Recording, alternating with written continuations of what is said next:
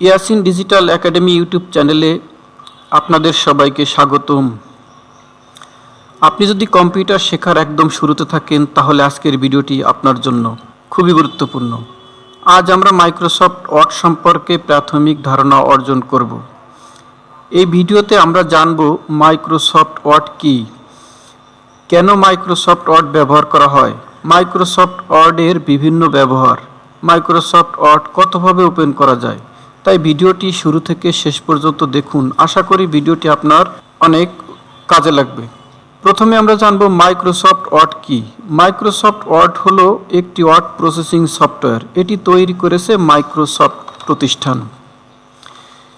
Microsoft ওয়ার্ডের সাহায্যে আমরা বিভিন্ন ধরনের লেখা তৈরি, সম্পাদনা, সংরক্ষণ এবং প্রিন্ট করতে পারি। এটি বিশ্বের সবচেয়ে জনপ্রিয় ডকুমেন্ট তৈরির সফটওয়্যারগুলোর একটি। কেন মাইক্রোসফট ওয়ার্ড ব্যবহার করা হয়?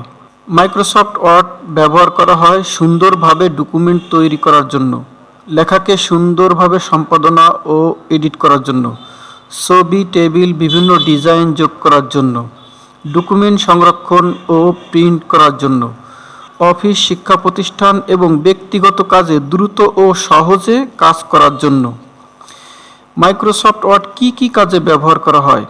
মাইক্রোসফট ওয়ার্ড ব্যবহার করে চিঠি লেখা, ব্যক্তিগত বা অফিসিয়াল চিঠি তৈরি করা যায়, আবেদনপত্র তৈরি, চাকরির আবেদন, ছুটির আবেদন ইত্যাদি লেখা যায়, জীবন বৃত্তান্ত, সিভি, রিজিউম তৈরি, পেশাদার মানের সিভি তৈরি করা যায়, রিপোর্ট তৈরি, শিক্ষা ও অফিসের বিভিন্ন রিপোর্ট তৈরি করা যায়, প্রশ্নপত্র ও নোট তৈরি, স্কুল, কলেজ, কোচিং সেন্টারের জন্য প্রশ্নপত্র ও নোট তৈরি করা যায়, বই ও প্রজেক্ট তৈরি, ছোট বই, প্রজেক্ট, রিপোর্ট ও গবেষণাপত্র তৈরি করা যায়, টেবিল ও চার্ট তৈরি, তথ্য সুন্দরভাবে উপস্থাপন করা যায়।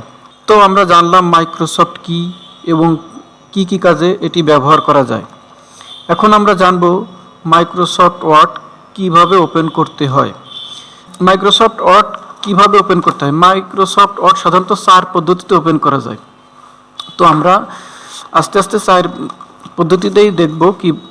তো প্রথম পদ্ধতি হচ্ছে স্টার্ট বাটনে ক্লিক করব। স্টার্ট বাটনে ক্লিক করার পর এখানে আস্তে আস্তে স্ক্রলিং করার পরে আমরা দেখব মাইক্রোসফট অফিস 2013-কে ক্লিক করব।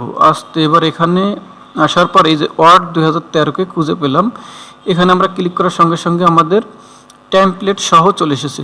তো আমরা যেহেতু নতুন তাই আমাদের ব্ল্যাঙ্ক ডকুমেন্টে ক্লিক করতে হবে। এখানে একটা ক্লিক করার সঙ্গে সঙ্গে আমাদের ওয়ার্ক এরিয়া শো করছে। তো এটা প্রথম পদ্ধতি, এটা আমি ক্লোজ করে দেব। এবার আমরা জানবো দ্বিতীয় পদ্ধতি।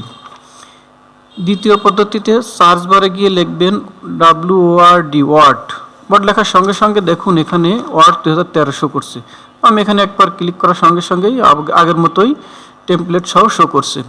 তো আমি ব্ল্যাঙ্ক ডকুমেন্টে ক্লিক করার সঙ্গে সঙ্গে দেখুন এখানেও ওয়ার্ক এরিয়া চলে এসেছে। তো আমি এটাকেও ক্লোজ করে দেব। এবার আমরা জানবো তৃতীয় পদ্ধতি। তৃতীয় পদ্ধতি আমরা উইন্ডোজ +R প্রেস করব। আর প্রেস করার পরে একটা বক্স আসছে। বক্সে আমরা লিখব WINORD, ওয়ার্ড, উইনওয়ার্ড লিখে আমরা ওকে ক্লিক করব। ওকে ক্লিক করার সঙ্গে সঙ্গে দেখুন আগের মতোই কিন্তু আমাদের এটা চলে এসেছে। তো আমরা এখানে ব্ল্যাঙ্ক ডকুমেন্টে ক্লিক করব। ব্ল্যাঙ্ক ডকুমেন্টে ক্লিক করার সঙ্গে সঙ্গেই আমাদের ওয়ার্ক এরিয়া চলে এসেছে। তো আমরা এখানে এটাকেও ক্লোজ করে দেবো। এবার আমরা জানবো চতুর্থ পদ্ধতি। চতুর্থ পদ্ধতিতে কিভাবে আমরা এটাকে ওপেন করতে পারি।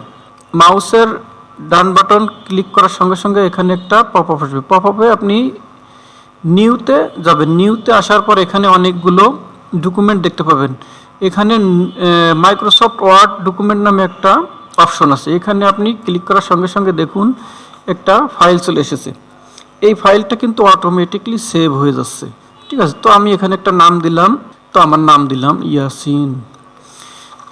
লেখার পরে আমি কার্সারটি বাইরে ক্লিক করতে হবে। এখানে ক্লিক করার সঙ্গে সঙ্গে এটি সেভ হয়ে গেছে। এখন আমি এখানে ডাবল ক্লিক করার সঙ্গে সঙ্গে দেখুন আমাকে সরাসরি ওয়ার্ক এরিয়াতে নিয়ে এসেছে। তো বন্ধুরা, এই 4 পদ্ধতিতে আমরা মাইক্রোসফট ওয়ার্ড ওপেন করতে পারি। তো বন্ধুরা, আজকের ভিডিওতে আমরা শিখলাম মাইক্রোসফট ওয়ার্ড কি, কেন ব্যবহার করা হয়, কি কি কাজে ব্যবহার করা হয় এবং মাইক্রোসফট ওয়ার্ড কিভাবে ওপেন করতে হয়। ভিডিওটি যদি আপনার ভালো লেগে থাকে এবং নতুন কিছু শিখে থাকেন তাহলে ভিডিওটিতে একটি লাইক দিন, কমেন্ট করে আপনার মতামত জানান এবং কম্পিউটার শিক্ষার মান আরও সহজ ও কার্যকর ভিডিও পেতে ইয়াসিন ডিজিটাল একাডেমি চ্যানেলটি সাবস্ক্রাইব করে বেল আইকন অন করে রাখুন। পরবর্তী ভিডিওতে আমরা মাইক্রোসফট ওয়ার্ড ও ইন্টারফেস বা রিবন বার সম্পর্কে বিস্তারিত শিখব। সেই পর্যন্ত আমার সঙ্গেই থাকুন, ভালো থাকুন।